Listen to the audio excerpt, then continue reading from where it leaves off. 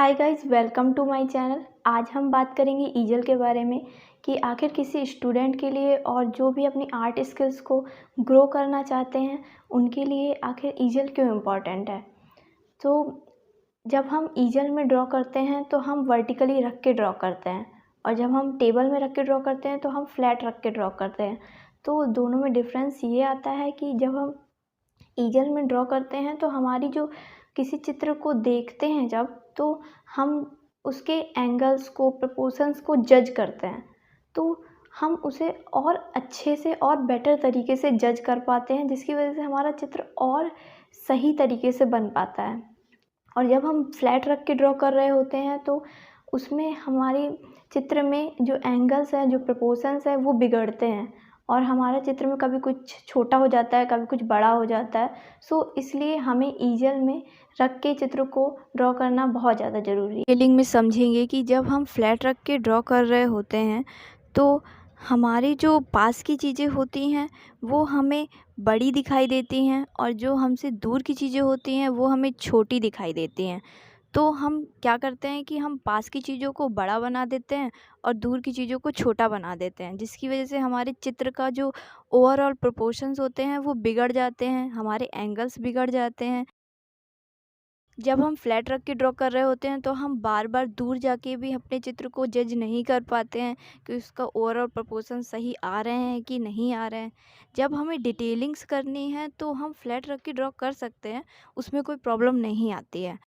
जब तक हम बचपन में फ़न के लिए ड्रॉ कर रहे थे, एन्जॉयमेंट के लिए ड्रॉ कर रहे थे, तो तब तक तो फ्लैट रख के ड्रॉ करना ठीक था। बट हमें जब प्रोफेशनली काम करना है, हमें ओवरऑल स्ट्रक्चर को समझना है, हमें स्टडी करनी है, तो हमें ईजल पे ही काम करना चाहिए। इस वीडियो में मैं आपको बताऊंगी कि आपको कौन सा ईजल लेना चाहिए, आपकी रिक्वायरमेंट के हिसाब से, आपके बजट के हिसाब से आपको कौन सा ईजल परचेज करना चाहिए। जब आप ऑनलाइन ईजल को सर्च करेंगे तो आपको अलग अलग डिज़ाइंस के बहुत सारे ईजल दिखाई देंगे, जिसकी वजह से हो सकता है आपको कन्फ्यूजन भी क्रिएट हो कि मैं कौन सा लूँ, कौन सा नहीं लूँ। बट आपको कन्फ्यूज नहीं होना है। हर एक ईजल का एक ही पर्पज़ होता है कि वर्टिकली रख के ड्रॉ करना। अगर आपके आसपास कोई आर्ट स्टोर हो तो आप वहाँ पे भी जाके कोई बिल्ड क्वालिटी जिसकी अच्छी हो, आप वो ईजल परचेज कर सकते हैं। इस वीडियो में मैं आपको उन ईजल के बारे में बताऊंगी जिनका एक्सपीरियंस मुझे है। तो अगर आप भी वो ईजल ख़रीदना चाहते हैं तो आप भी वो ख़रीद सकते हैं। स्टार्ट करते हैं। सबसे पहले है मेरे पास फ्रेंच ईजल, जिसका रिव्यू मैं आपको दिखाऊंगी। आप उसको अच्छे से देखना ताकि आपको समझ आ जाए कि फ्रेंच ईजल कैसा होता है और उसे कैसे यूज किया जाता है। ये ब्रूस्टरो का फ्रेंच ईजल है। इसे हम कहीं पे भी आउटडोर स्टडी के लिए लेके जा सकते हैं। ये बड़ी ही आसानी से फोल्ड हो जाता है और कहीं पे भी इजीली हम इसको लेके जा सकते हैं। ये मुझे ओपन करने में स्टार्टिंग में काफ़ी ज़्यादा कंफ्यूजिंग लगा था कि इसे कैसे ओपन करना है, कुछ समझ नहीं आ रहा था। बट 3 से 4 बार इसे यूज करने के बाद समझ आ गया था। अगर आप इस वीडियो को अच्छे से देखेंगे तो आपको क्लियर हो जाएगा कि इसे कैसे यूज करना है। सबसे पहले इसके 2 लेग्स खुलेंगे।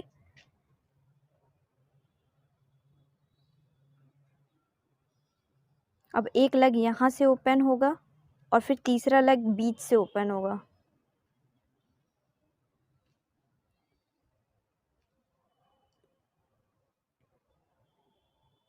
इस तरीके से।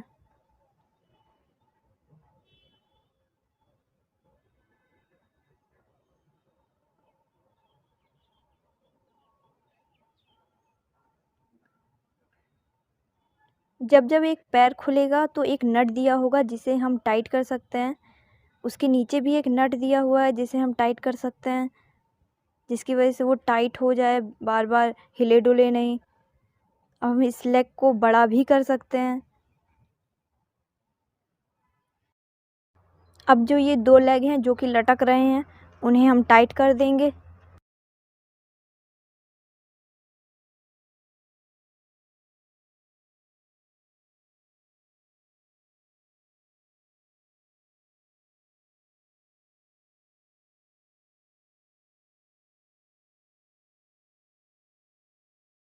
अब एक नट दिया हुआ जिससे हम उसके लेग को बड़ा कर सकते हैं।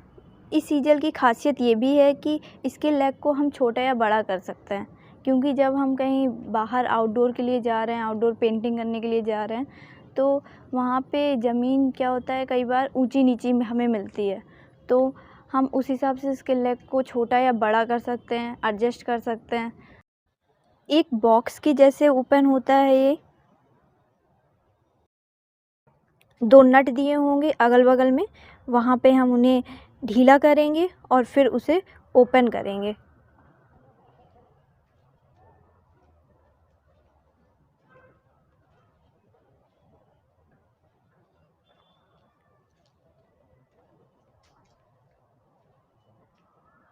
हम जितना भी चाहें उतना स्लाइडिंग पोर्शन में उसको रख सकते हैं, बट मेरा सजेशन यही होगा कि आप उसे वर्टिकली ही रखें। वापस से नट को टाइट कर देंगे ताकि वो स्टेबल हो जाए।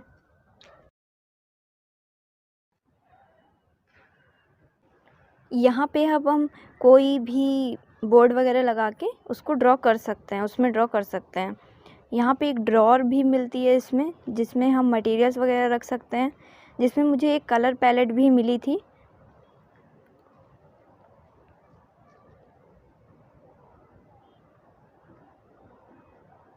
इस ड्रॉअर में हम ब्रशेस, कलर्स, पेंसिल्स कुछ भी रख सकते हैं अपनी सुविधा के अकॉर्डिंग।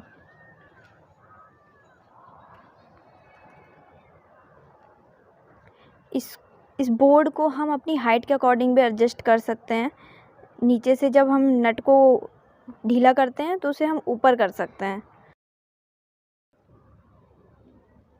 एक नट ऊपर भी दिया हुआ है जिसको हम ढीला करके उसे ऊपर कर सकते हैं। अगर हमारा बोर्ड बड़ा है तो हम उसे भी इसमें एडजस्ट कर सकते हैं। अब हम यहाँ पे कोई भी ड्राइंग कॉपी या बोर्ड रख के आराम से ड्रॉ कर सकते हैं। पीछे जा सकते हैं, ओवरऑल पिक्चर को जज कर सकते हैं, फिर वापस से आके उसे सुधार सकते हैं, और फिर अगर हम कुछ लाइव ड्रॉ कर रहे हैं तो उसे भी हम जज कर सकते हैं, साथ में इसे भी जज कर सकते हैं दूर से, जो कि हम फ्लैट में नहीं कर पाते हैं। मैं आपको ये ड्राइंग पैलेट भी इसमें रख के दिखा देती हूँ। अगर आपके पास कोई लकड़ी का इसी तरीके से कोई बोर्ड हो तो आप उसे रख सकते हैं। उसमें कागज़ को उसमें टेप से चिपका दीजिए और उसमें आप आराम से ड्राइंग कर सकते हैं। मैंने भी इसमें कागज़ को चिपकाया था और फिर उसमें ड्राइंग की थी। बहुत अच्छे से, बहुत स्टेबल रहता है, बहुत अच्छा ईजल है। फ्रेंच ईजल को हम टेबल पे रख के भी ड्रॉ कर सकते हैं। हमें उसके लेग्स नहीं खोलने होते हैं, हमें सिर्फ उसके ऊपर का जो बॉक्स होता है सिर्फ उसे ओपन करना होता है और उसे हम किसी भी टेबल में रख के ड्रॉ कर सकते हैं। हम नीचे ज़मीन में बैठकर ड्रॉ कर सकते हैं। सो इसका ये भी एक बेनिफिट है। ये ईजल मैंने अमेज़ॉन से परचेज किया था, जो मुझे 7000 का पड़ा था, जिसका लिंक मैंने डिस्क्रिप्शन में दे दिया है, तो आप जाके चेक कर सकते हैं। कुछ ईजल ऐसे होते हैं जो स्टूडियो में फ़िक्स रहते हैं, उन्हें जो बड़े बड़े प्रोफेशनल आर्टिस्ट होते हैं वो उन्हें यूज करते हैं। उन्हें आप कहीं पे आउटडोर स्टडी के लिए लेके नहीं जा सकते हैं, वो फ़िक्स होते हैं, वो अच्छी वुडन के बने होते हैं, वो थोड़े एक्सपेंसिव भी होते हैं, जिन्हें अभी अगर आप बिगिनर्स हो तो आपको परचेज करने की कोई भी ज़रूरत नहीं है। अब हम बात करेंगे बेसिक ईजल के बारे में। जो बेसिक ईजल होता है वो एक कैमरे के ट्राइपॉड के जैसा होता है। उसमें बहुत ज़्यादा सुविधाएं नहीं होती हैं कि आप उसमें मटेरियल्स वगैरह रख सकें, बट वो भी बहुत अच्छा होता है, चीप प्राइस में मिल जाता है, जिसे आप कहीं पे भी आउटडोर में जाके उसे यूज कर सकते हैं। आउटडोर कहीं पेंटिंग बनानी है तो भी आप उसे यूज कर सकते हैं। अगर आप बिगिनर्स हैं तो आपको बेसिक ईजल ही परचेज करना चाहिए, जो कि आप यूज करोगे, आपको हैबिट पड़ेगी ईजल यूज करने की, जो कि बहुत ज़्यादा इम्पॉर्टेंट है किसी भी आर्ट लवर को आर्ट स्किल्स को ग्रो करने के लिए। उसे भी आप ज़मीन में रख के आप ड्रॉ कर सकते हैं। ज़मीन में रख लिया या फिर टेबल में रख लिया, तो उसे भी आप वैसे यूज कर सकते हैं। सो मैंने आपको इस वीडियो में ईजल के बारे में बताया कि ईजल क्यों इम्पोर्टेंट है और किस किस तरीके के ईजल आते हैं। और मेरा एक सजेशन है कि अगर आपके आस-पास कोई आर्ट स्टोर है तो आप वहाँ पे जाके ईजल को परचेज करें, क्योंकि वहाँ पे जब आप जाके परचेज करेंगे तो आप वहाँ पे उसकी बिल्ड क्वालिटी भी चेक कर पाएंगे कि वो कैसा है, और आपको हो सकता है और भी चीप प्राइस में ईजल मिल जाए। आपको सिर्फ इतना करना है कि मुद्दा सिर्फ इतना है कि आपको सिर्फ वर्टिकली रख के ड्रॉ करना है, जो कि इम्पॉर्टेंट है। तो अगर आप इसके लिए कोई जुगाड़ कर पाएँ कि कोई बोर्ड हो उसको रख पाएँ, उसके पीछे कुछ ऐसा अड़ा पाएँ कि जिसकी वजह से वो गिरे नहीं, तो आप कुछ जुगाड़ भी कर सकते हैं ईज़ल के लिए। तो आप मतलब सिर्फ इतना है कि आपको वर्टिकली रख के ड्रॉ करना है।